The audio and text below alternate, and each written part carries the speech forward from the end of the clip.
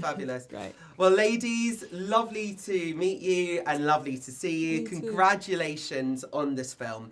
Now, Hedda, of course, is a character with so much history when it comes to literature, when it comes to film, when it comes to theatre. Of course, Nina, I know you have your own personal history with this. So my first question is kind of how, as actors, did you guys approach something with so much legacy? But obviously, this is a completely different version. The gender roles are switched. And kind of how did you kind of embody still that same spirit as well?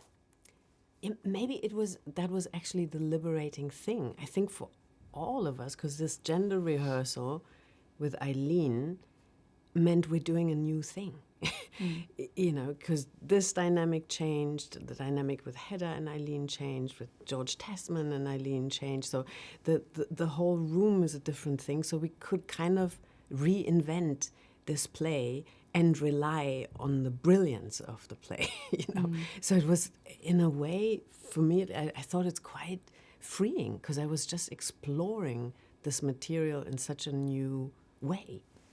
Yeah, it's interesting what you were saying earlier too, how like Loveborg as a woman obviously like just hasn't existed before. Like as a female character in the canon of great female characters hadn't existed before. Now she's and there. That's now she's there. She's there now! It's so inventive, the whole feeling behind it. It obviously is an Ibsen play, but it very much felt like it's that beautiful thing when a director can make it their own, and it's just and bring it to an audience in the way that they want to, and that's just that's the best way to, sort of show these timeless stories, because that's what makes these playwrights so magnificent. Is it's still relatable, the themes. And Imogen, I got to tell you, like the variety of roles in your own career. I mean, obviously, I loved you in Tom. You know, of course, I loved you in Tom. But I'm just like the variety of roles in your career at the moment. Like, for example, we were talking about all of you a few weeks ago, and now this. I mean, it's amazing as an actress. You must just be having the best kind of time. It kind of almost like experimenting a little bit. It is really, really cool, and it's a nice thing when things come out at the same time. It's a nice thing when things come out at all, because with independent cinema, you take it to a festival and you hope it gets bought. Normally, you've chosen a subject that's kind of risky, so it's all really, it's a really wonderful thing, and I just think It's that you say normally. Yeah. I love that. But sorry, I didn't want to. Well, no, it's kind of. It's true. I can relate. You become so used to doing independent stuff that might not be seen, but you're doing it for the passion. It's hard so these true. days. It's hard.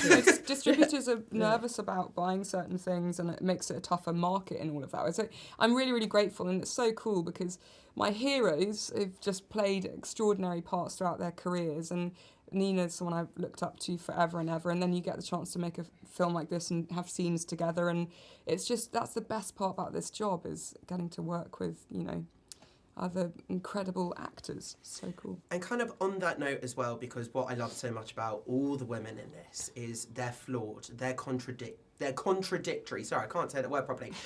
But they're also just so brilliant as well. Yeah. So kind of working, both of you, with Tessa, how did that kind of shape the creative space? Oh, that's so interesting. I think because Hedda is so challenging, Tessa embodied that so well that you never quite know what the next moment brings. You know, even if you know the text and the material, you were never quite sure what her choices would be, you know. And that was really, really interesting. If you can get, will she allow a certain intimacy, or is she always guarded, or is she, you know, it was this kind of game that you, or dance kind of thing, like an animalistic kind of thing happening there. So I think it was that was the exciting bit that her Hedda has, amongst all other things, but just that it's unpredictable. And because you don't quite know where these choices come from and why she does the things that she does, which I love about the character Hedda anyway. You can't box her in. You can't, like George Tessman says, how can I rein her in? How can I cage her in? You know, you can't.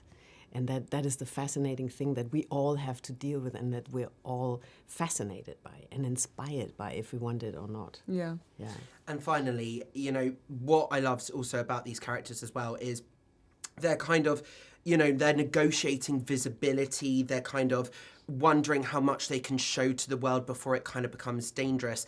As actors, did you kind of lean more into that kind of, or did you kind of feel the tension between kind of that need to kind of hold something back versus the kind of, I don't know, kind of showing that emotional honesty as well?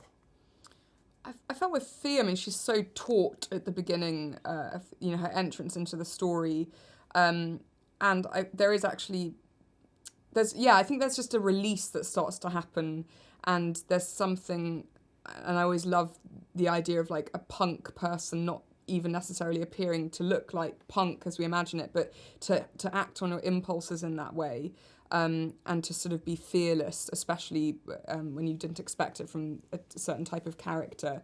I think that release felt very, very earned and very satisfying for Thea when it came to the other two women in the piece. I mean, I'm not going to lie, as somebody that was bullied at school, I felt it. That dramatic entrance as well. I was like, yeah, she made an entrance. I love it. Guys, it's so lovely seeing you and seeing you in person, meeting you. Congratulations on this fantastic work. Thank you so much. Lovely Nice to to see see you. you.